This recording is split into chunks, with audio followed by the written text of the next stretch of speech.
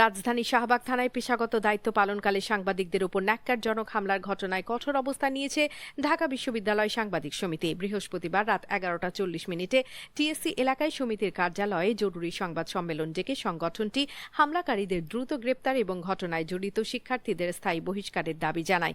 পাশাপাশি এই ঘটনার সুষ্ঠু বিচার নিশ্চিত করতে থানায় মামলা দায়ের এবং বিশ্ববিদ্যালয় প্রশাসনকে স্মারকলিপি দেওয়ার সিদ্ধান্তও নেয় তারা।